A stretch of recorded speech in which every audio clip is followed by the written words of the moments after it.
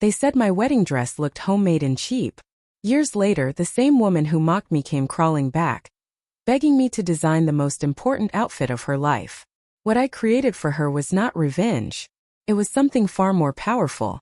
My name is Isla Monroe. And this is the story of how I turned humiliation into art, pain into power, and mockery into my greatest masterpiece.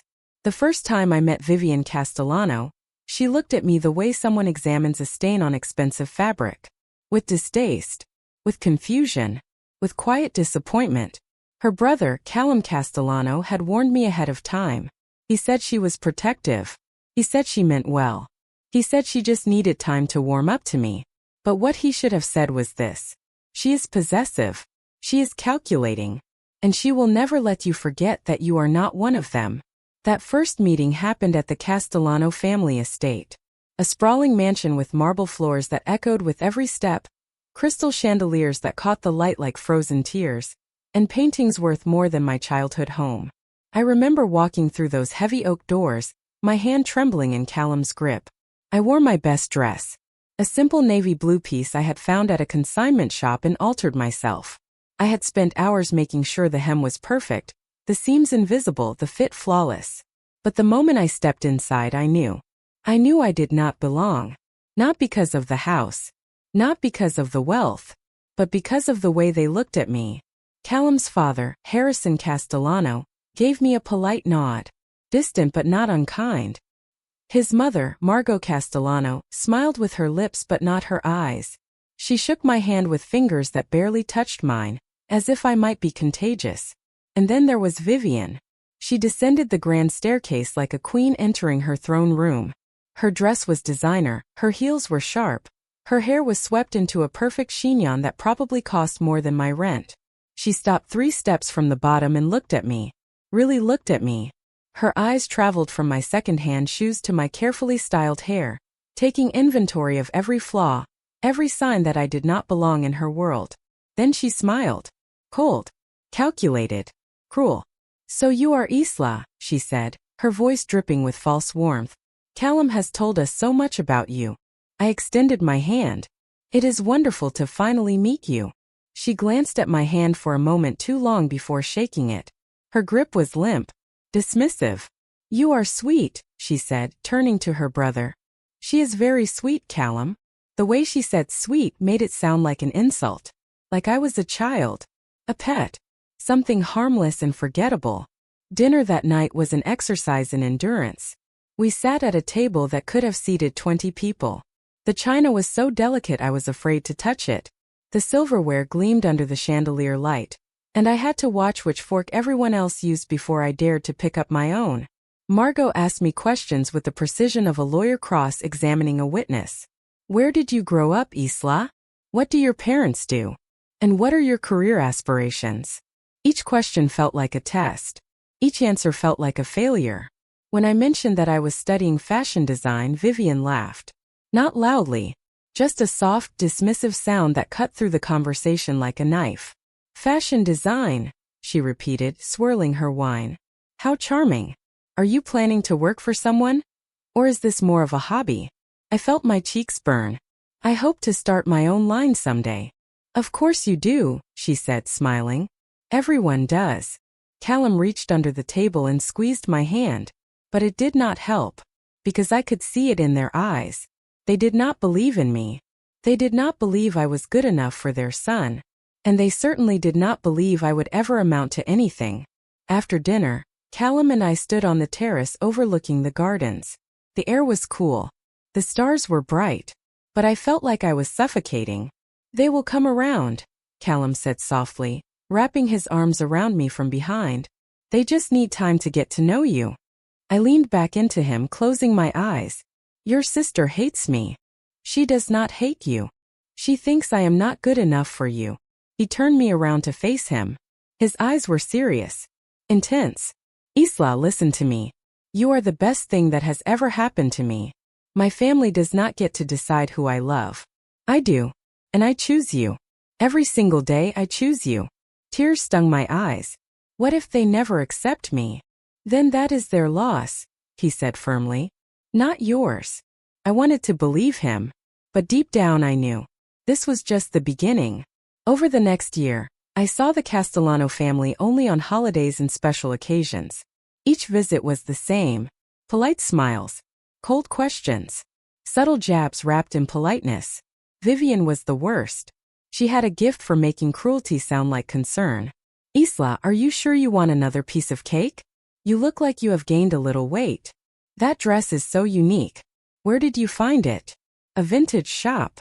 You know, Callum used to date a girl who worked in fashion. She was very successful. I wonder what happened to her. Every comment was designed to remind me of one thing. I did not belong. But I kept smiling. I kept being polite. Because my mother had raised me to believe that grace was stronger than cruelty. And I refused to let Vivian break me. When Callum proposed, I was sitting on the floor of my tiny apartment, surrounded by fabric scraps and sketches. I had been working on a design for a local boutique, trying to make ends meet while finishing my degree. My hands were stained with chalk. My hair was a mess. I was wearing an old t-shirt and leggings with a hole in the knee. I was not ready. I was not prepared. But when he got down on one knee, holding a ring that sparkled like captured starlight, none of that mattered. Isla Monroe, he said, his voice shaking with emotion. You are the most talented, beautiful, incredible person I have ever met. You make me want to be better. You make me believe in things I never thought possible. Will you marry me? I could not speak. I could not breathe. I just nodded, tears streaming down my face, and threw my arms around him. We stayed on that floor for hours, laughing and crying and planning a future that felt too beautiful to be real. But even in that perfect moment, a small voice in the back of my mind whispered a warning. His family will never accept this. And I was right. When we announced our engagement, the Castellano family smiled. But their smiles did not reach their eyes. Margot hugged me stiffly. Welcome to the family, dear. Harrison shook my hand. Congratulations.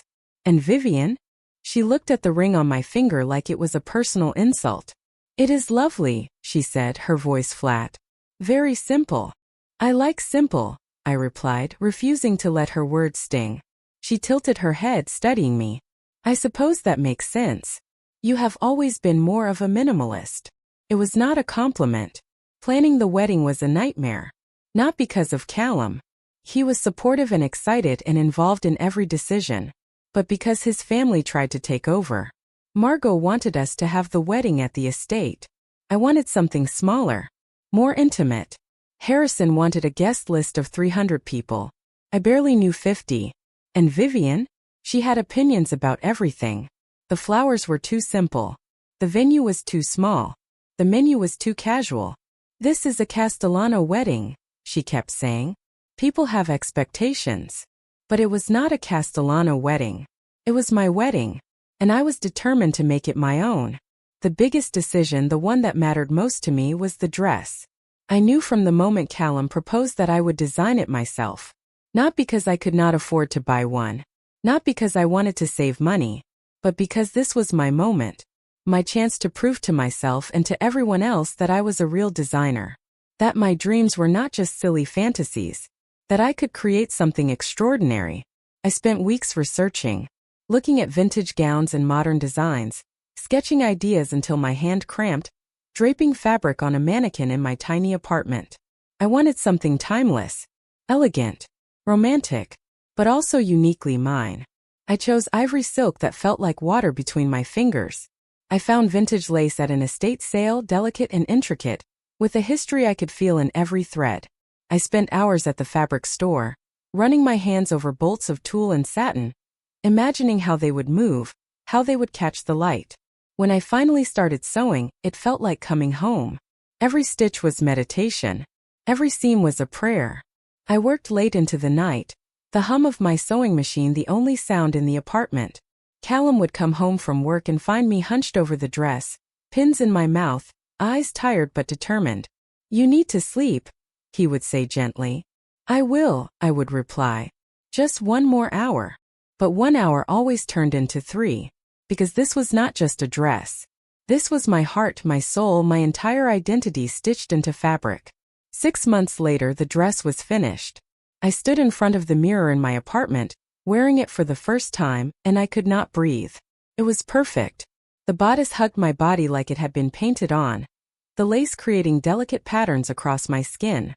The skirt flowed like a waterfall, layers of silk and tulle that moved with me, catching the light.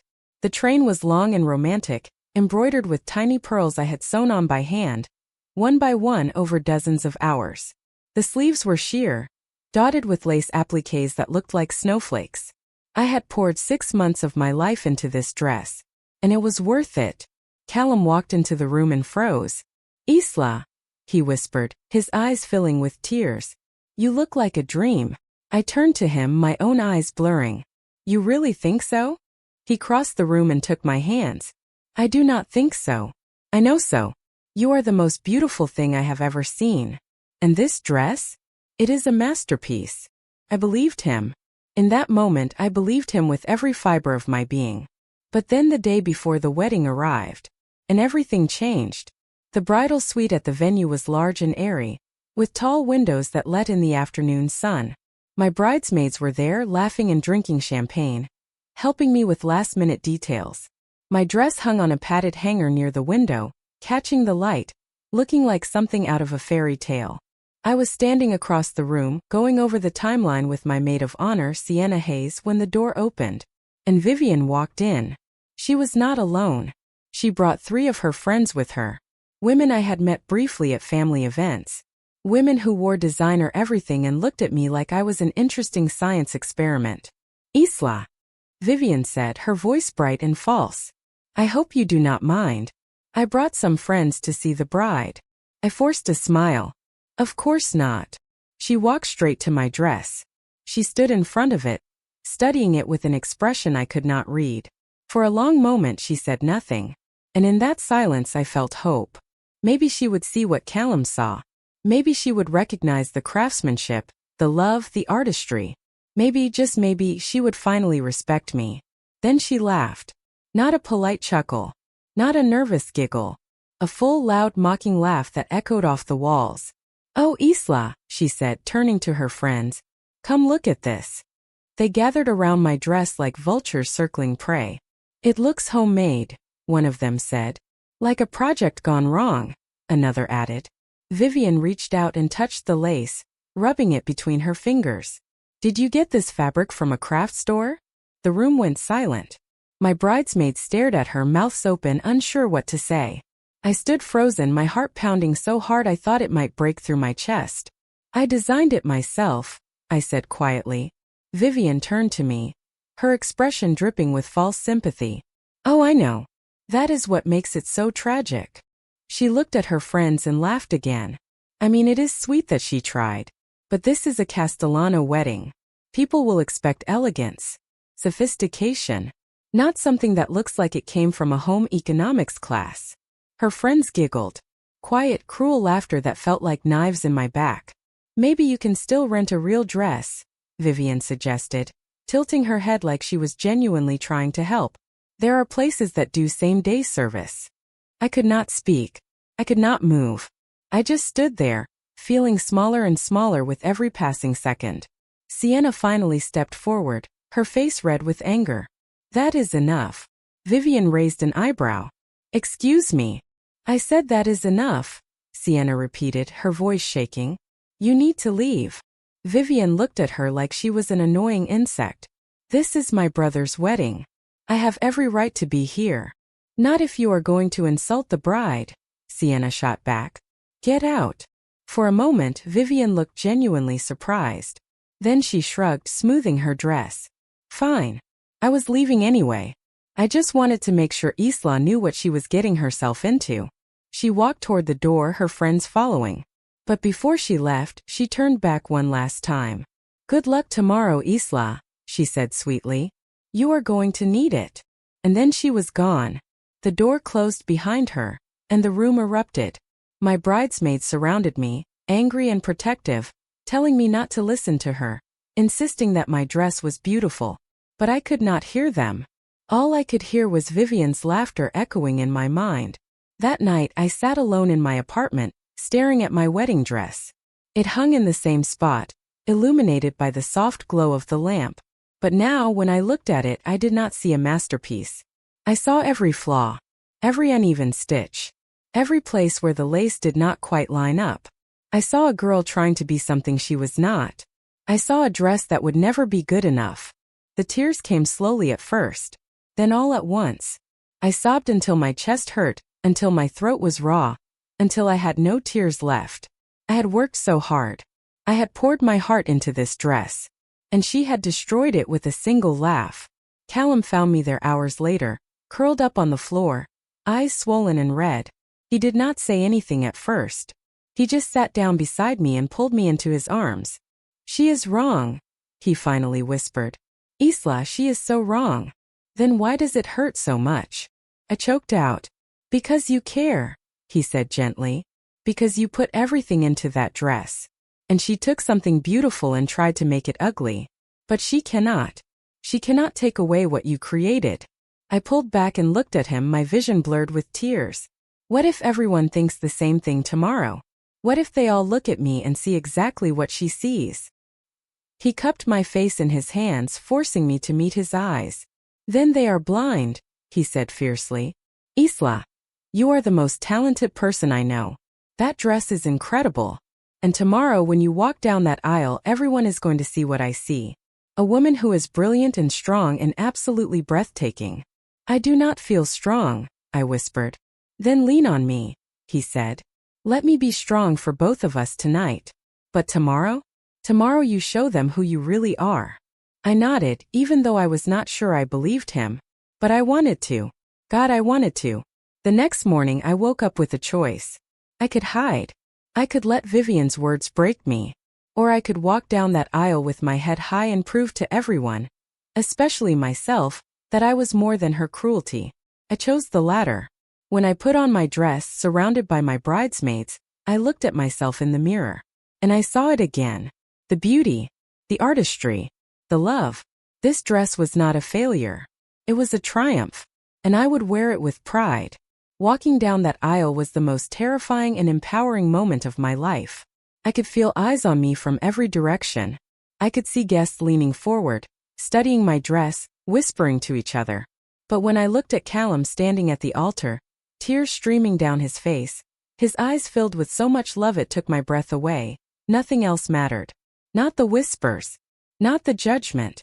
Not Vivian sitting in the front row with that cold, tight smile. None of it mattered. Because in that moment I was exactly where I was supposed to be.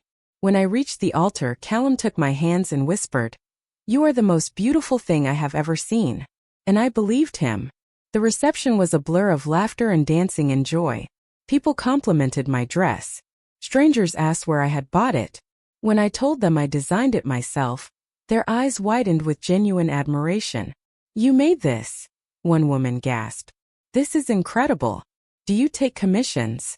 I smiled, feeling something shift inside me. "I do." By the end of the night, I had collected 5 business cards. 5 women who wanted me to design for them. And as I danced with my husband under the stars, I realized something. Vivian thought she had broken me. But she had done the opposite. She had given me fire. The years that followed were not easy. Building a business never is. I worked out of my apartment for the first year, taking commissions for bridesmaids' dresses and cocktail gowns. Callum supported me in every way he could. He helped me set up a website. He photographed my designs. He believed in me even when I did not believe in myself. Slowly, word spread. A bride I designed for posted photos on social media, and suddenly strangers were reaching out. Then a local fashion blogger featured one of my gowns. Then a magazine wanted to do a small feature on up-and-coming designers. Within 2 years, I had outgrown my apartment. I rented a small studio space in the Arts District. Just one room with big windows and exposed brick walls, but it was mine. I hired my first assistant, a talented seamstress named Maven Thorne who had as much passion for fashion as I did. We worked long hours fueled by coffee and dreams, creating custom pieces that made women feel beautiful. And slowly Isla Monroe Atelier became known. Not famous, not celebrity level, but respected, whispered about in the right circles. Brides with discerning taste and healthy budgets sought me out, not because I was the cheapest option, but because I was the best. My waiting list grew from weeks to months. My prices increased. My confidence grew. And with every dress I created, I healed a little more from that day in the bridal suite. 3 years after my wedding, I was in my studio finishing a gown for a bride getting married in Tuscany when my phone buzzed. A message request. From Vivian Castellano. I stared at her name on the screen, my heart suddenly pounding. We had not spoken since the wedding. At family gatherings we exchanged polite nods and forced smiles, but nothing more. Callum had tried to mend the relationship, but I had no interest. Some wounds do not heal. Some cruelty cannot be forgiven. But curiosity got the better of me. I opened the message. Hey Isla. I do not know if you have heard, but I am getting divorced. I need something strong, powerful. Something that says I am better without him. You are the best designer I know. Can we talk? I read it 3 times, each word sinking in deeper. Vivian was getting divorced. And she wanted my help.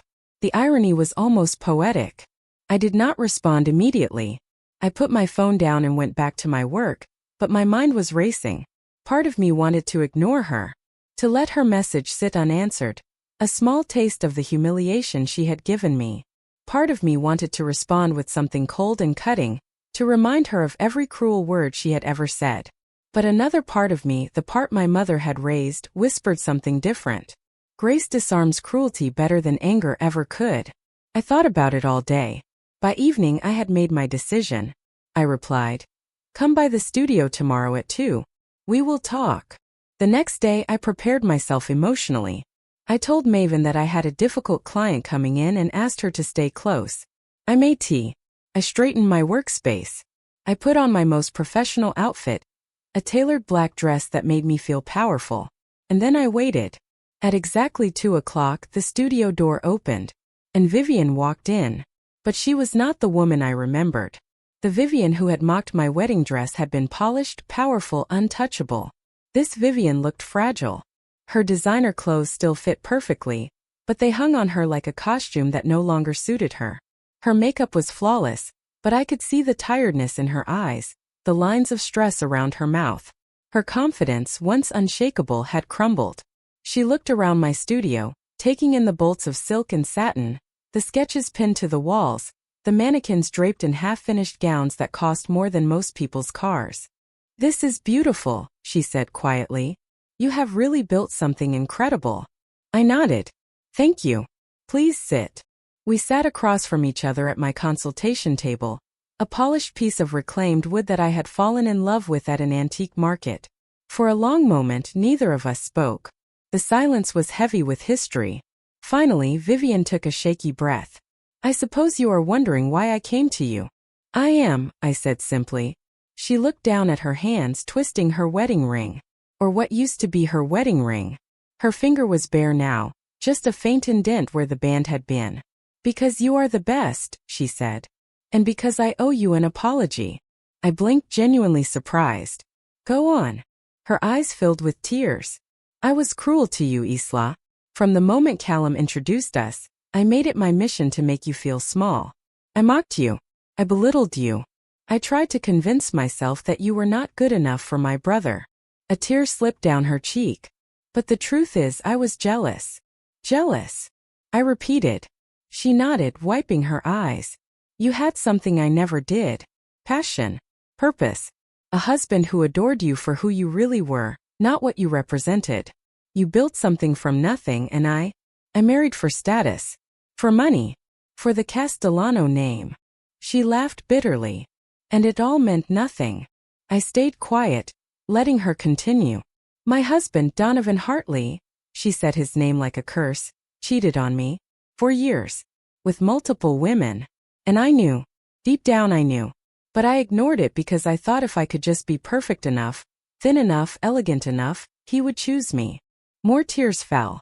But he did not. Last month he left me for his personal trainer. Someone younger.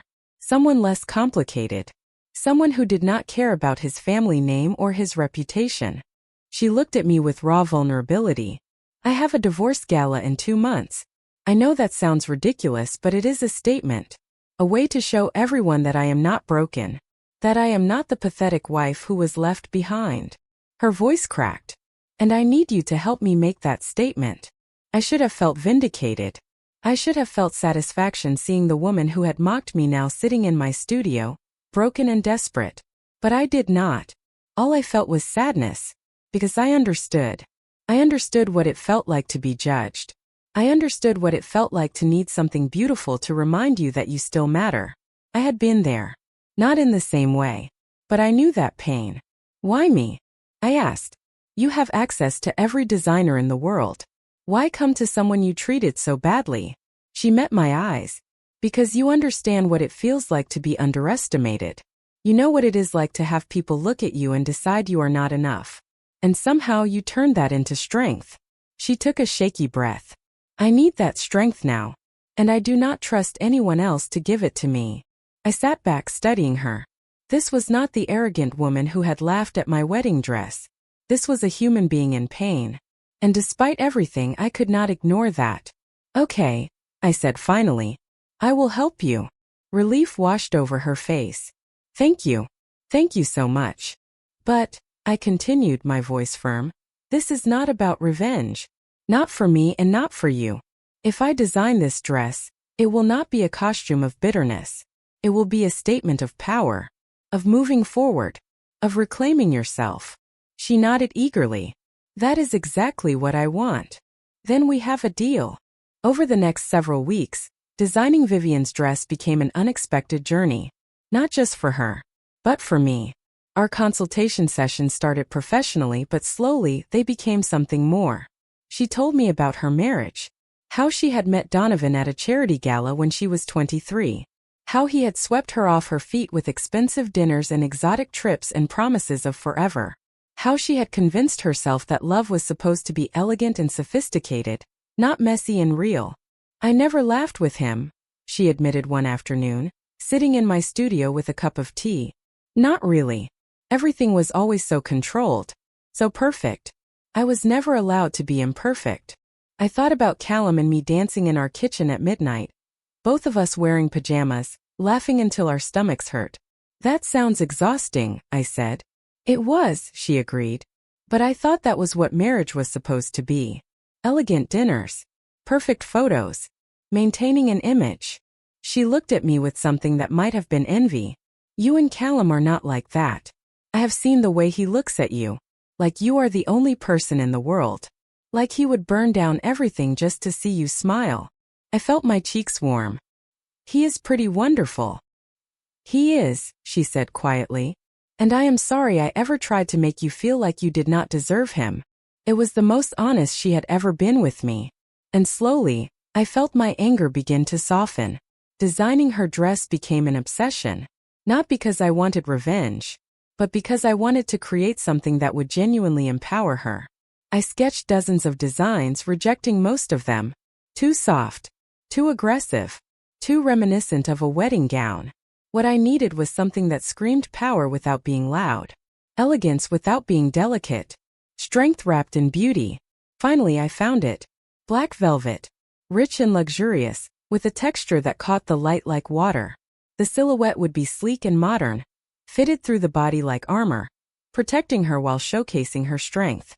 The neckline would be high and sophisticated, but the back would plunge daringly, revealing confidence and freedom. No excessive embellishment. No unnecessary drama. Just clean lines and impeccable construction. A dress that said, I do not need your approval. I am enough on my own. I added subtle gold threading along the seams, like veins of strength running through her. The train would not be long or romantic. It would be sharp, clean, commanding. When I showed Vivian the sketch, she stared at it for a long time. Then she looked up at me with tears in her eyes. It is perfect. The construction took 6 weeks. Maven and I worked meticulously, treating every seam like a sacred task. Vivian came in for multiple fittings, and each time, I saw her transform a little more. The first fitting she was quiet and uncertain. The second fitting she stood a little taller. By the third fitting she was making jokes. You know, she said, watching me pin the hem. I always thought fashion was frivolous. Just pretty clothes for pretty people. I looked up at her. And now I understand, she said softly. It is armor. It is identity. It is the way we tell the world who we are when words are not enough. I smiled. Now you get it. The day of the final fitting, Vivian arrived at my studio with champagne and flowers. "I know we are not supposed to drink before a fitting," she said, setting the bottle on my desk, "but I wanted to celebrate. Whatever happens tonight, you have already given me something I did not know I needed." "What is that?" I asked. "A second chance," she said, "at seeing myself as something other than a failure." We did not drink the champagne, but we kept the flowers. And when Vivian stepped into her dress for the final time, the studio went silent. Maven gasped. I felt tears prick my eyes, because the woman standing in front of the mirror was not the broken, desperate person who had walked into my studio 8 weeks ago. She was powerful. She was fierce. She was magnificent. The black velvet hugged her body like it had been painted on, the gold threading catching the light with every movement. The plunging back revealed strength, not vulnerability. The sharp train added drama without being excessive. She looked like a queen reclaiming her throne. Vivian stared at herself for a long time, silent and still. Then she covered her mouth with her hand and began to cry. "Isla," she whispered, turning to me, "I do not deserve this." I stepped beside her, meeting her eyes in the mirror. "Maybe not," I said softly, "but you needed it." She turned to me, mascara running down her cheeks, and pulled me into a hug. A real hug. Not the stiff, obligatory embraces we had exchanged at family events, but a genuine, desperate, grateful hug. "Thank you," she whispered, "for seeing me, for giving me grace when I did not deserve it, for creating something that makes me feel human again." I hugged her back. "You are welcome." The night of the divorce gala, I did not attend. Vivian invited me, but I declined. This was her moment, not mine. But I watched from home as the photos started flooding social media. Vivian Castellano arriving at the event, head high, shoulders back, draped in black velvet and gold. She looked like a phoenix rising from ash. The fashion blogs went wild within hours. The look of liberation. Vivian Castellano redefines divorce fashion. Who is Isla Monroe? The designer behind the most powerful dress of the year. My phone would not stop buzzing. Messages, emails, interview requests. But the one that mattered most came from Vivian herself. "You changed my life tonight. Thank you." The weeks that followed were surreal. My Instagram followers tripled overnight. Brides from across the country reached out, wanting the Isla Monroe experience. Fashion magazines wanted interviews. But more than that, Vivian kept her promise. In every interview she mentioned me. She told the story of how I had designed her wedding dress, how she had mocked it, and how years later I had still chosen to help her. She did not paint herself as the victim. She painted herself as someone who had learned, someone who had grown, someone who had been given grace when she did not deserve it. And people responded, not just to her story, but to mine. 6 months later, Vivian and I met for coffee. Not at her country club, not at some expensive restaurant, but at a small cafe near my studio, the kind of place with mismatched chairs and local art on the walls. She arrived in jeans and a simple sweater, her hair pulled back in a casual ponytail. She looked more relaxed than I had ever seen her. "You look good," I said as she sat down. She smiled. "I feel good. Really good. For the first time in years I feel like myself." We ordered coffee and pastries, and for a while we just talked. About life. About work. About the strange and unexpected ways our paths had crossed. "I have been going to therapy," she admitted, stirring sugar into her coffee. "Twice a week. Trying to figure out why I spent so many years being so cruel to people who did not deserve it." I nodded, listening. "My therapist thinks I was trying to control everything because I felt so out of control in my own life," she continued. "I married Donovan because my parents approved. I stayed with him because divorce was embarrassing. I treated you badly because you represented everything I was too afraid to be." "What do you mean?" I asked. She looked at me, her eyes clear and honest. "You were brave. You followed your passion even when no one believed in you. You married for love, not status. You created a life on your own terms. And I hated you for it because I was too scared to do the same." She took a shaky breath. "But not anymore. I am done living for other people's approval. I am done pretending to be someone I am not." "What are you going to do?" I asked. She smiled. I am going back to school. Art history. I wanted to study it in college, but my parents said it was impractical. So I got a business degree and hated every second of it. That is amazing, I said, genuinely happy for her. It is terrifying, she admitted. I am 32 years old and starting over. But for the first time, I am excited about my future. We talked for 2 more hours, the conversation flowing easily, naturally. And when we finally said goodbye, she hugged me again. Thank you for not giving up on me, she whispered. Thank you for letting me in, I replied. As the months turned into years, my relationship with Vivian continued to evolve. We were not best friends. We did not talk every day or share our deepest secrets. But we had built something unexpected. Mutual respect. She started referring clients to me, women from her social circle who had once looked down on me but now sought out my designs. She attended my fashion shows, always sitting in the front row, always the first to stand and applaud. And at family gatherings she introduced me differently. Not as Callum's wife. Not as the girl who used to make her uncomfortable. But as Isla Monroe, the brilliant designer who had helped her find herself again. 4 years after my wedding, I held my first major fashion show. It was not New York Fashion Week. It was not Paris or Milan. But it was mine. A beautiful venue in the Arts District, with exposed brick and dramatic lighting, filled with 200 people who had come to see my latest collection. The theme was Phoenix Rising, inspired by transformation and resilience, and the beauty that comes from surviving pain. Every piece told a story of overcoming, of rising from ashes, of becoming more than anyone expected. Backstage, my hand shook as I helped models into their gowns. Maven was beside me, calm and steady, making last-minute adjustments. You are going to be amazing, she said, squeezing my shoulder. What if they hate it? I whispered. They will not, she said firmly, because you poured your soul into every piece. And people can feel that. The lights dimmed. The music started. And one by one my models walked the runway. I watched from backstage, my heart pounding so hard I thought I might pass out. But as each gown appeared, the crowd reacted. Gasps. Applause. Camera flashes. When the final model walked out wearing the closing piece, a stunning white gown with gold embroidery that represented rebirth, the entire room rose to their feet. Maven pushed me toward the runway. Go. Take your bow. I walked out, my legs shaking, my vision blurred with tears. The applause was deafening. And there, in the front row, I saw Callum. My husband. My partner. My biggest supporter. He was crying, clapping so hard his hands must have hurt. Beside him sat Vivian. She was crying too. And when our eyes met, she mouthed 2 words. Thank you. I mouthed back, no. Thank you. Because the truth was we had both saved each other. After the show, the venue transformed into a celebration. Champagne flowed. People congratulated me. Business cards were exchanged. Opportunities were discussed. But the moment that mattered most came later, when the crowd had thinned and I found myself standing alone near the runway. Callum came up behind me and wrapped his arms around my waist. I am so proud of you, he whispered into my hair. I turned in his arms to face him. I could not have done this without you.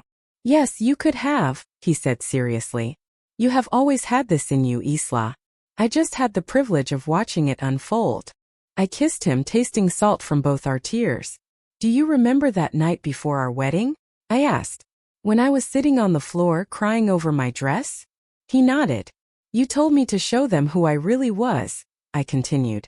And I did not believe I could. But you did. You believed in me when I could not believe in myself. And look at you now, he said, gesturing to the empty runway. Look at everything you have built.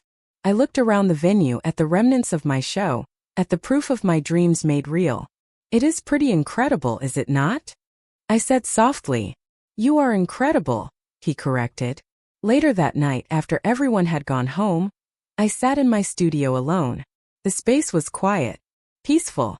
Sketches covered my desk. Fabric samples were pinned to the wall. Half-finished designs hung on mannequins, waiting to be completed. This was my kingdom.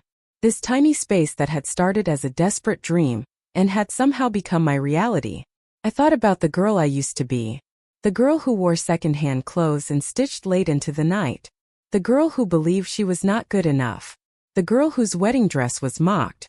And I thought about the woman I had become, the designer with a waiting list months long, the artist whose work was featured in magazines, the person who had turned pain into purpose. I pulled out my old sketchbook, the one I had used when I was first starting out. The pages were worn and stained, filled with amateur drawings and wild ideas. I flipped to the page where I had first sketched my wedding dress. The proportions were off. The details were rough. But the heart of it was there. The dream was there. And I had made it real. My phone buzzed with a text from Vivian. I know it is late, but I just wanted to say again how beautiful tonight was. You are changing lives, Isla. Including mine. I smiled and typed back. We changed each other. And I am grateful for that. She replied immediately. So am I. Sleep well, friend. Friend. A word I never thought I would associate with Vivian Castellano. But life has a funny way of surprising you. The following months brought even more changes. My business continued to grow. I hired 2 more assistants and moved into a larger studio space with separate rooms for consultations, fittings, and construction. I started teaching weekend workshops for aspiring designers, sharing everything I had learned about turning passion into profession. And I began working on something I had dreamed about for years. A ready-to-wear line. Not custom couture. Not one-of-a-kind pieces. But beautiful, well-made clothing that more women could afford and access. I wanted to bring the Isla Monroe aesthetic to people who could not afford a $5,000 custom gown. Because I remembered what it was like to save for months just to buy fabric. I remembered what it was like to want something beautiful and being told it was not for people like me. And I wanted to change that. The day I launched my ready-to-wear collection online, I sat at my computer with Maven beside me, both of us staring at the screen. What if no one buys anything? I said nervously. Then we will figure it out, Maven replied calmly. But I do not think that is going to happen. We pressed the button to make the site live. And then we waited. 5 minutes passed. 10 minutes. Then the first order came through. Then another. Then 5 more. Within an hour we had sold 30 pieces. By the end of the day we had sold over 200.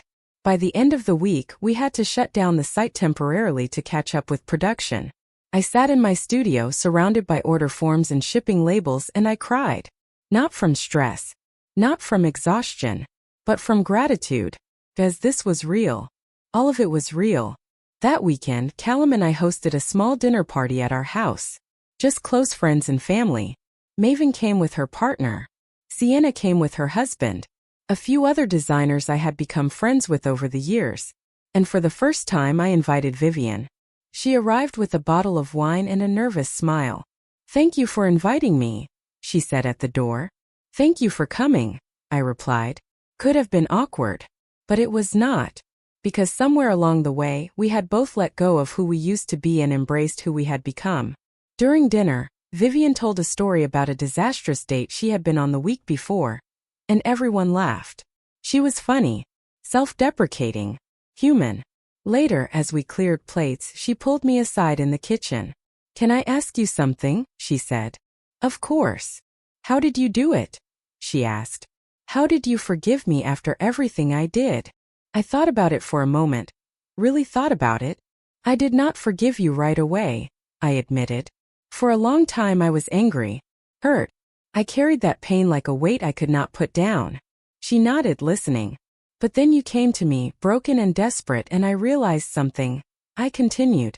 Holding on to that anger was not hurting you. It was hurting me. It was keeping me trapped in that moment in the bridal suite, reliving that humiliation over and over. I took a breath. Designing your divorce dress was not about revenge. It was about releasing myself from the past. It was about choosing to believe that people can grow and change. And in helping you transform, I transformed too. Tears filled her eyes. I do not deserve your grace. Maybe not, I said softly. But I deserve to give it. Because holding on to cruelty, even justified cruelty, would have made me into something I did not want to be. She hugged me then, right there in my kitchen, and whispered, You are extraordinary, Isla Monroe. So are you, I whispered back. You just had to remember it. 5 years after my wedding, Callum and I celebrated our anniversary. Not with an elaborate party. Not with an expensive trip. but with a quiet evening at home, just the two of us.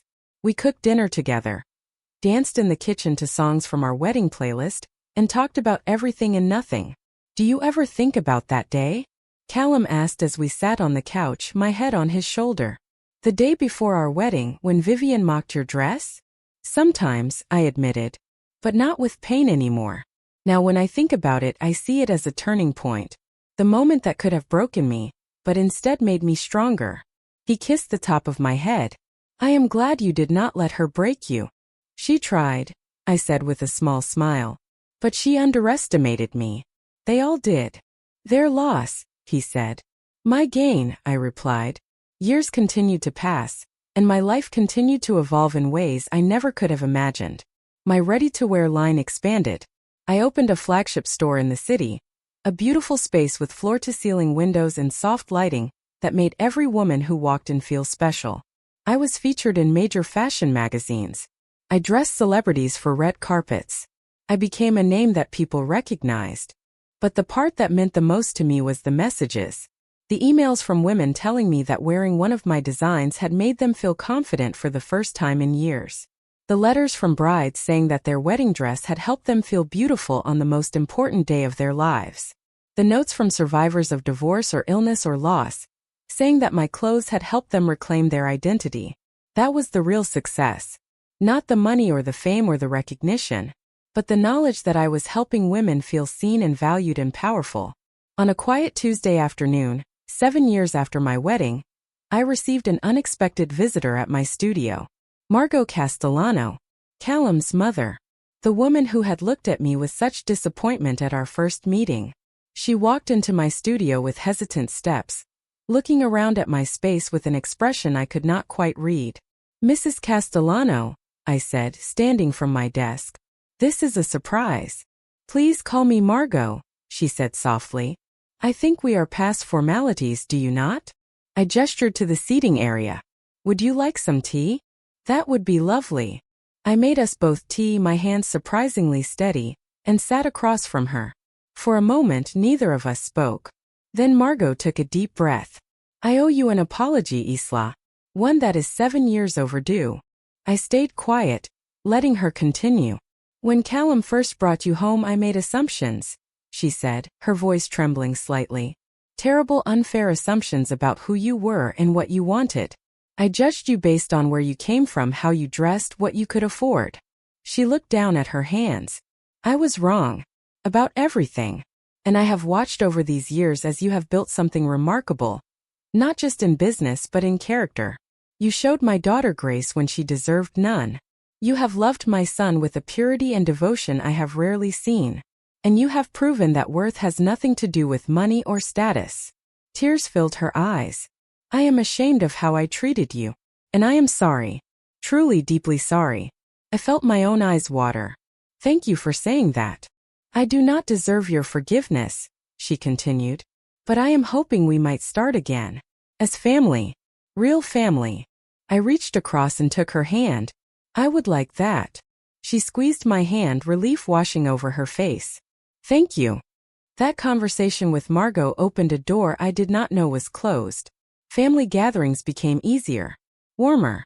Margot started attending my fashion shows, bringing friends and spreading word about my work through her social circles. Harrison, who had always been distant but not unkind, began asking about my business with genuine interest, offering advice when I faced challenges with expansion. The Castellano family, which had once felt like an impenetrable fortress keeping me out, slowly became a place where I belonged. Not because I changed who I was, but because they finally saw me. 8 years after my wedding, I received an invitation that made me cry. Vivian was getting remarried. Not to another wealthy businessman. Not to someone from her social circle. But to Marcus Flynn, her art history professor. A kind and thoughtful man who made her laugh and encouraged her passions.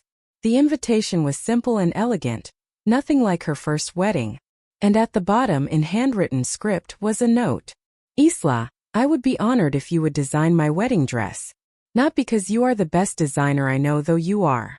But because I want to walk down the aisle wearing a reminder of the grace you showed me. A reminder that second chances are possible. Please say yes. Love, Vivian. I called her immediately.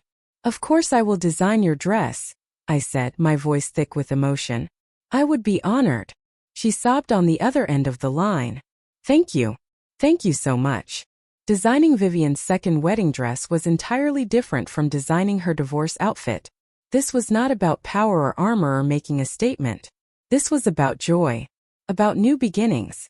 About a woman who had finally learned to love herself and was now ready to share that love with someone who truly deserved it. We spent hours talking about what she wanted. Something light, romantic, completely different from her first wedding gown, which had been heavy with tradition and expectation. I sketched dozens of options, but we kept coming back to one design. A soft, flowing gown in champagne silk that moved like water. Delicate lace sleeves. A fitted bodice. A skirt that floated when she walked. Tiny seed pearls scattered across the fabric like stars. It was ethereal. Dreamy. Perfect. When Vivian saw the sketch, she pressed her hand to her heart. It is like a fairy tale, she whispered. You deserve a fairy tale, I said. The day of Vivian's wedding arrived with perfect weather. She was getting married in a garden, surrounded by flowers and sunlight, and the people who genuinely loved her. I attended as a guest this time, sitting beside Callum in the second row. When Vivian walked down the aisle in the gown I had created, I could barely see through my tears. She looked radiant. Not because of the dress, though it was beautiful, but because of the joy radiating from her face. When she reached Marcus at the altar, he took her hands and said loudly enough for everyone to hear, "You are the most beautiful person I have ever seen." And she laughed. A real unguarded, joyful laugh. The ceremony was short and sweet, filled with personal vows that made everyone cry. And when they were pronounced married, the entire garden erupted in applause. At the reception, Vivian found me during the cocktail hour. She pulled me into a tight hug. Thank you. For everything. For the dress, yes. But more than that, for believing I could be better than I was. You did the hard work, I said. I just provided the fabric. She laughed. Always so modest. Marcus joined us, extending his hand. You must be the famous Isla Monroe. Vivian talks about you constantly. All good things, I hope, I said, shaking his hand. The best things, he confirmed. She credits you with helping her find herself again. That is no small thing. We helped each other, I said, looking at Vivian. That is what made it work.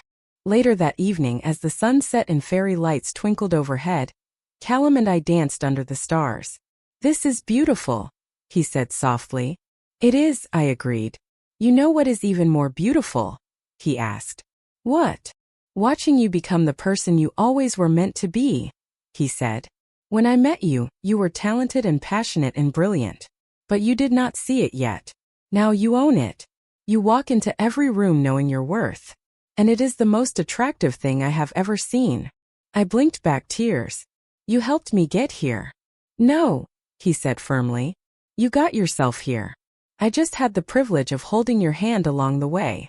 That night, as Callum and I drove home, I looked out the window at the city lights and thought about my journey. From that first uncomfortable dinner at the Castellano estate to this moment years later, so much had changed. I had changed, not by becoming someone different, but by becoming more fully myself. I had learned that grace is not weakness, that forgiveness is not forgetting, that choosing to rise above cruelty does not mean you were not hurt by it. It just means you refused to let it define you. 9 years after my wedding, I stood in my studio late one evening, working on a design for an upcoming collection. The space was quiet except for the soft hum of my sewing machine and the occasional sound of traffic outside. Maven had gone home hours ago, but I was not ready to leave yet. I was in that creative flow state where time disappears and nothing exists except the work in front of you. My phone buzzed with a text from Callum. Coming home soon? I smiled and typed back, soon.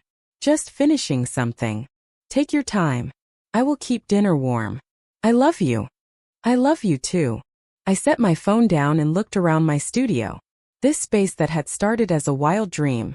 This business that had been built on hope and determination and countless late nights. This life that I had stitched together one piece at a time. I thought about that girl in the tiny apartment, crying over her mocked wedding dress, wondering if she would ever be enough. And I wished I could go back and tell her, Tell her that the pain she was feeling would transform into power, that the people who doubted her would eventually ask for her help, that the dress they laughed at would become the foundation of an empire built on grace. Tell her to hold on, to keep stitching, to trust that the future she was creating would be more beautiful than she could possibly imagine. But I could not go back.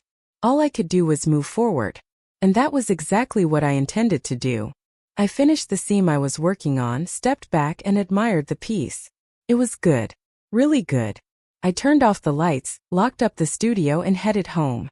Home to my husband, who believed in me from the beginning. Home to the life we had built together. Home to the future that was still being written. Because here is what I learned. Life will knock you down. People will doubt you. Some will go out of their way to make you feel small. But you have a choice in how you respond. You can become bitter. You can seek revenge. You can spend your life trying to prove your worth to people who will never see it. Or you can choose something different. You can choose to channel that pain into purpose. You can choose to build something so beautiful that it speaks for itself. You can choose grace even when anger would be easier. Because here is the truth that no one tells you. Revenge feels good for a moment. But grace? Grace lasts forever. Grace transforms not just the person receiving it, but the person giving it. 10 years after my wedding, I was invited to speak at a design conference. The room was filled with hundreds of aspiring designers, young and hopeful just like I had been. I stood on that stage looking out at all those faces, and I told them my story. Not the polished version. Not the highlight reel. But the real story. The story of being mocked and doubted and told I was not good enough. The story of choosing to keep going anyway.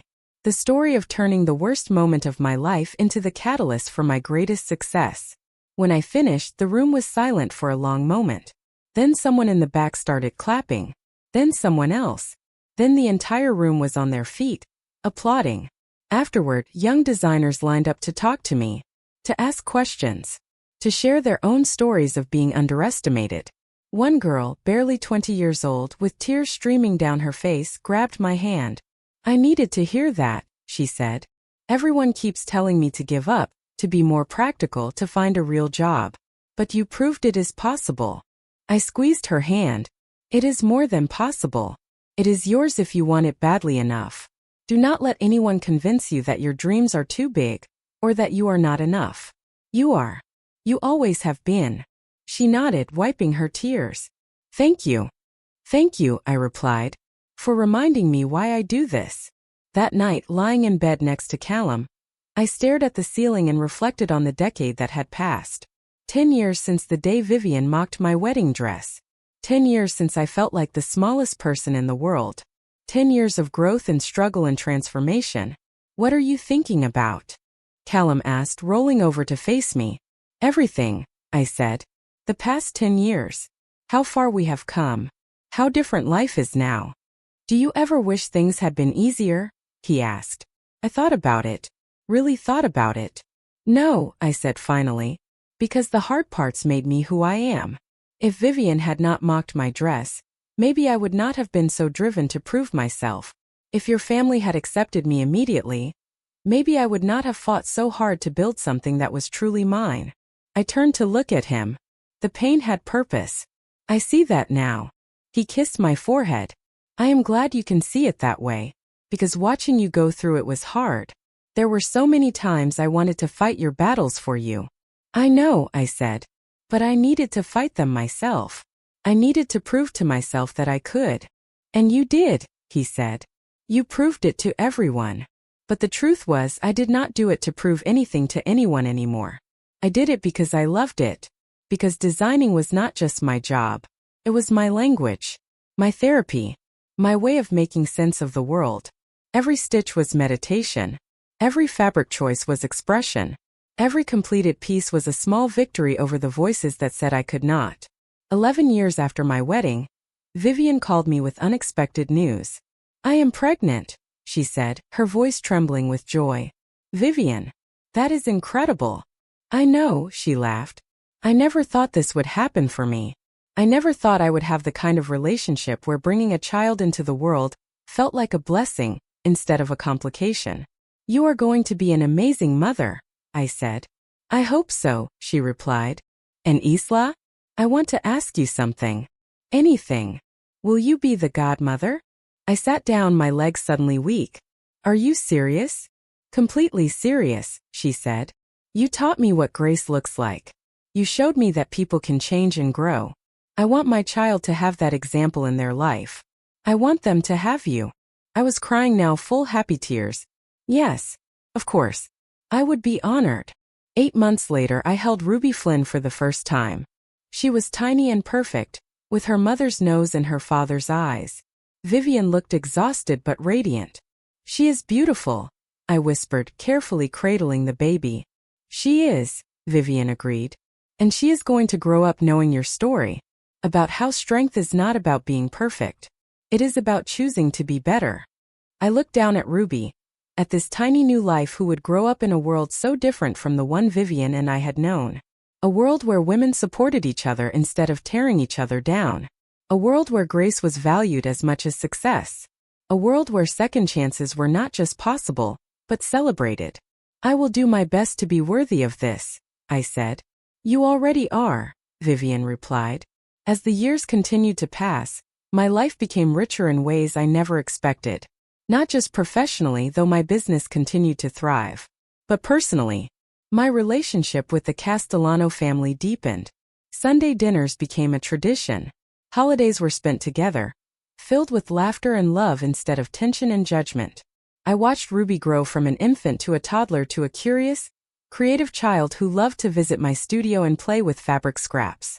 Callum and I talked about starting our own family. The future, once so uncertain, now felt wide open with possibility. 15 years after my wedding, I opened my second flagship store. This one was not in the city. It was in the neighborhood where I grew up. The neighborhood where I used to walk past boutiques and dream of the day when I could afford to shop in them. The neighborhood where I learned that where you come from does not determine where you go. The grand opening was a community event. Local girls came to see the space, their eyes wide with wonder. I offered free design workshops for teenagers interested in fashion. I hired employees from the neighborhood, people who needed a chance the way I once did. And on the wall of the store I hung a photo of my wedding dress. The one that had been mocked. The one that had been the catalyst for everything. Beneath it, a small plaque read, "Where it all began. Never let anyone make you feel small. Your dreams are valid, your voice matters, and your art has power."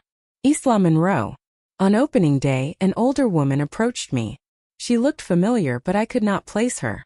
"You do not remember me," she said with a kind smile. "But I was your home economics teacher in high school. Mrs. Patterson." My eyes widened. "Mrs. Patterson. Of course I remember you. You were the first person who told me I had real talent." She nodded, her eyes glistening. "I did. And I have been following your career ever since. Isla, I am so proud of you. You have become everything I knew you could be and more." I hugged her tightly. "Thank you. For believing in me when I did not believe in myself. That is what teachers do," she said. "We plant seeds. We do not always get to see them grow. But you? You grew into something magnificent." That night, after the store closed and everyone had gone home, I stood alone in the space. My space. In the neighborhood that raised me. And I felt a sense of completion. Not because my journey was over, but because I had come full circle.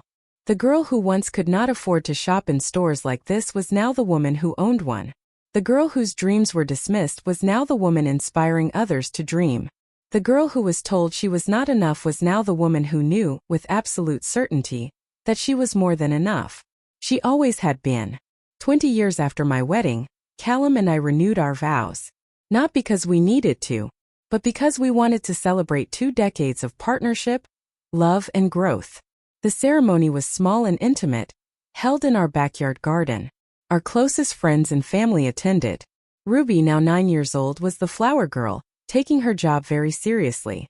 And for this ceremony I designed a new dress. Not to replace the original, but to honor how far I had come. It was simple and elegant, ivory silk with subtle embroidery along the hem. A dress that whispered instead of shouted. A dress that said, "I know who I am and I am at peace." When I walked down the makeshift aisle in our garden, Callum was crying. Just like he had 20 years ago. You are still the most beautiful thing I have ever seen, he whispered as I reached him. And you are still the best decision I ever made, I whispered back. We renewed our vows surrounded by love. Real, authentic, hard-earned love. And as we kissed, I heard applause and looked up to see Vivian, tears streaming down her face, clapping enthusiastically. Our eyes met, and in that moment a lifetime of history passed between us. All the pain, all the growth, all the grace. And I smiled, because this was the ending I never could have imagined, but it was the one I deserved. My name is Isla Monroe, and this is my story. A story about a girl who was mocked for her homemade wedding dress. A story about a woman who chose grace over revenge. A story about transformation, not just of fabric into gowns, but of pain into purpose. A story about proving that where you start does not determine where you finish. And most importantly, a story about learning that the sweetest victory is not crushing your enemies. It is becoming so fully yourself that their opinions no longer matter. Because sometimes the most powerful thing you can do is not strike back. It is rise up. It is create beauty from pain. It is offer grace to those who deserve it least. It is live so well, so authentically, so powerfully that your life becomes the answer to every cruel word ever spoken about you. My sister-in-law mocked my wedding dress, so I designed her divorce outfit. But more than that, I designed my own future. And it turned out more beautiful than I ever could have imagined. Thank you so much for listening to my story, for walking with me through every moment of pain, growth, and transformation. If this journey touched your heart, if it reminded you that grace is more powerful than revenge, if it inspired you to believe that your dreams are valid no matter what anyone says, please subscribe to our channel. Your support means everything and helps me continue sharing stories of resilience, forgiveness, and the incredible power of choosing to rise above. Hit that subscribe button, turn on those notifications, and become part of our beautiful community of dreamers and believers. Together, we will keep proving that kindness is strength, that setbacks are setups for comebacks, and that the most powerful statement you can make is simply becoming who you were always meant to be. I will see you in the next story. Until then, keep stitching your dreams into reality, one beautiful thread at a time.